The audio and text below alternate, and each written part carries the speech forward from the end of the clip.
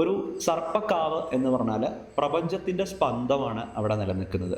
അതായത് അവിടെ മനുഷ്യനിലുള്ള പോലെ ഇടപിംഗള നാഡികൾക്ക് തുല്യമാണ് ഓരോ കാവുകളിലുള്ള നാഗവിഗ്രഹങ്ങൾ, അല്ലെങ്കിൽ നാഗരാജാവും നാഗയക്ഷി എന്ന് പറയുന്ന ആ നാഡീവ്യൂഹങ്ങൾ. അപ്പോൾ അത് നശിപ്പിക്കപ്പെടുന്ന സമയത്ത് സ്വാഭാവികമായിട്ടും ആ പ്രദേശം എവിടെയാണോ നിലനിൽക്കുന്നത്, ആ കാവിൻ്റെ പ്രദേശം എവിടെയൊക്കെ നിലനിൽക്കുന്നുവോ ആ പ്രദേശവുമായിട്ട് ബന്ധപ്പെട്ട പ്രദേശവാസികൾക്ക് അതിൻ്റേതായിട്ടുള്ള ബുദ്ധിമുട്ടുകൾ ഉണ്ടാവും. അത് ഏതൊക്കെയാണെന്ന് നോക്കുകയാണെങ്കിൽ, ഒന്ന് നാഡീ സംബന്ധമായിട്ടുള്ള പ്രശ്നങ്ങളുണ്ടാവാം.